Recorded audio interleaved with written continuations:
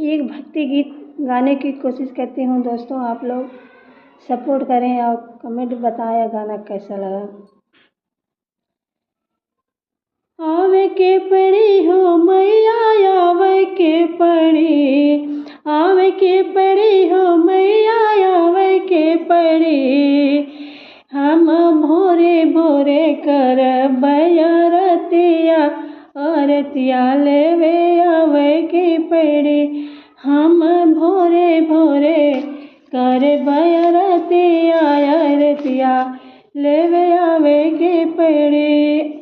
पियवा से कही हम फलवा मंगाइब, केलवा के पतवा पे नेवता पठाइब।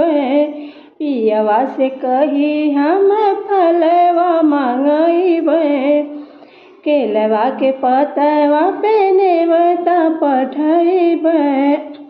अरे सब देवतन से पहले तुहके आवे के पड़ी, अरे सब देवतन से पहले तुहके आवे के पड़ी। मैया भोरे भोरे करब आरतिया, आरतिया लेवे आवे के पड़ी। मैया भोरे भोरे करब आरतिया, आरतिया लेवे आवे के पड़ी। आंगना में माई हम तुहके बुलाई, अचरा पसारी माई अर्जी लगाई।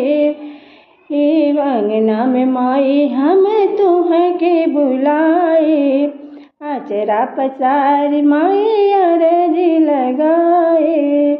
देवे आशीष तुहे आवे के पड़ी, देवे आशीर्वाद तुहके आवे के पड़ी।